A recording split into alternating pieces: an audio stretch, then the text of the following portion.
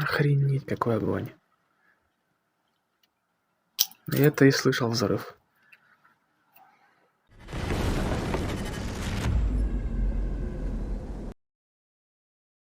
Ukrainians are not forgetting about Crimea in their daily attacks on occupied areas. In the Jankoy district of the temporarily occupied Crimea, a large-scale power outage has been recorded following a drone attack. According to the company Kremenergo, more than 40 settlements were left without electricity. An official statement from the energy company indicated that the emergency power shutdown had occurred due to technical reasons. However, the specific circumstances of the incident have not been disclosed. Local residents on social media claim that the cause of the outage was an attack by a Ukrainian drone. According to them, the strike targeted an electrical substation near the railway tracks in the area of Solon Lake. Previously, the Defense Intelligence of Ukraine struck Russian air defense radars Podlyat and Nebo-M in occupied Crimea. The loss of these systems disrupts the radar field over the peninsula, breaking up the established air defense system into separate clusters of anti-aircraft complexes. This, in turn, opens blind corridors for Ukrainian strike assets.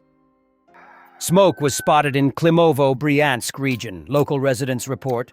Local Telegram channels say 2 sites were hit by drones, with infrastructure damage and an agricultural vehicle destroyed by FPV strikes.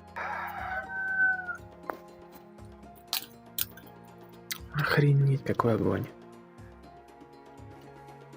Это и слышал взрыв. Жесть. Охренеть, горит как.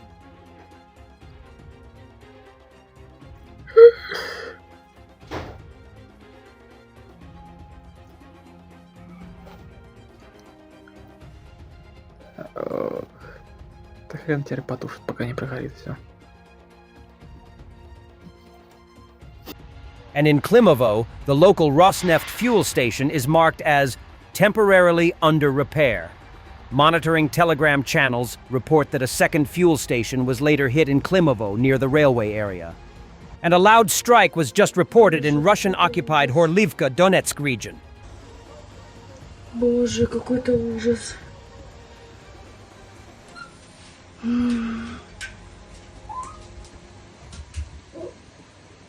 On the Vovchansk axis, Ukraine's Falcon Squad damaged a Russian TOS-1A Solntsepyok heavy flamethrower system.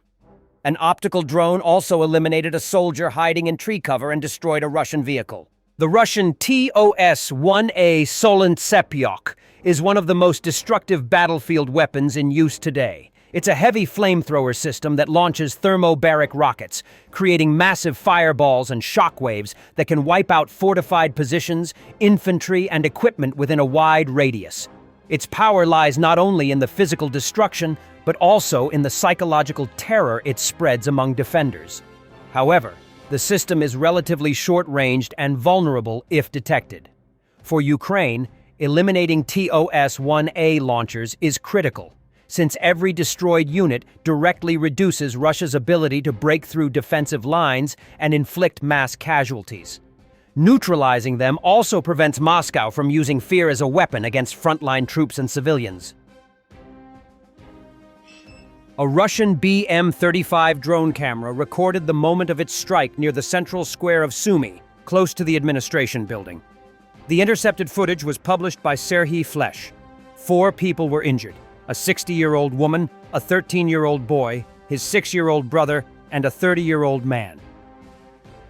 Russia regularly targets civilian buildings with missiles and drones, a deliberate tactic that amounts to pure terrorism against Ukraine's population.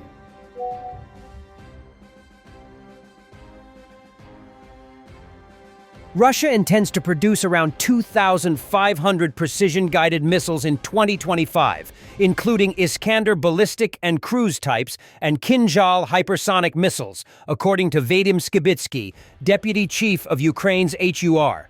Additional plans for this year include 57 new combat aircraft, nearly 250 T-90M tanks, about 1,100 armored personnel carriers, BTR-3 and BTR-82A, and 365 artillery systems. Drone production is also increasing, particularly Garan, Harpy, and FPV models.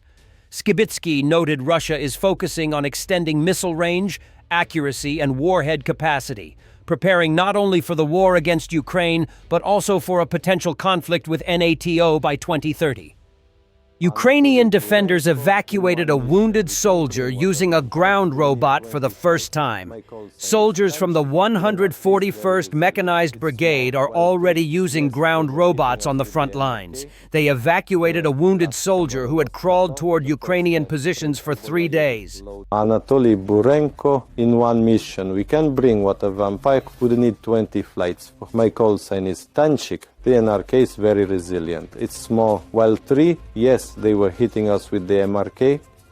The last camera was cut off. The first test trip to Boyaevik loaded 20 packs of water. It showed that evacuation is possible. A task came in, evacuation is needed. This is a 300. The first time in our brigade, the serviceman crawled for 3 days. The eyes were watching us. The whites mined our path. Had to detour. The serviceman threw away the crutches when they shouted into the radio, throw them away. He heard, gave a signal, did everything right.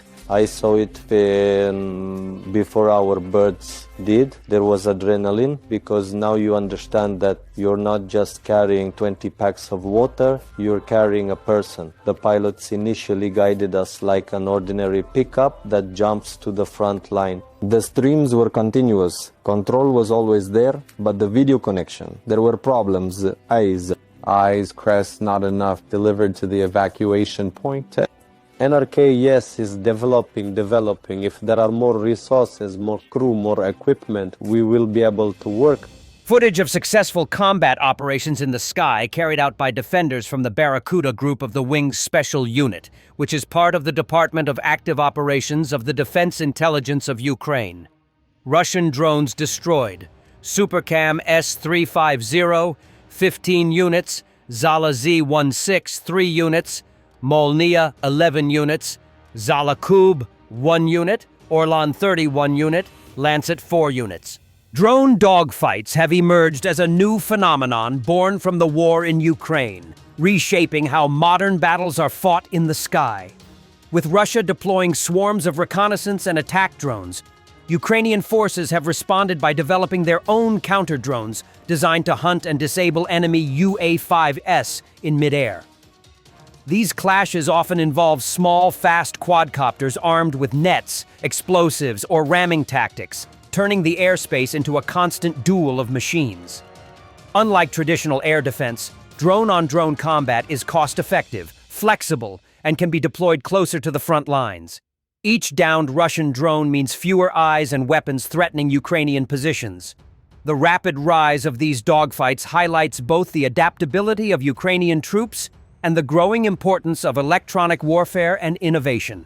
As the conflict evolves, drone battles are becoming not just an experiment, but a crucial tool in protecting cities, troops, and infrastructure from Russia's relentless drone campaigns. Thanks for watching, and don't forget to subscribe. Also, if you want to support Warthog Defense, please become our member and get early access to new videos, exclusive members-only videos, and become administrator in comment section. The membership link is in the description. Rescues every day. We had a guy last week, it's 6 rescues in 6 days.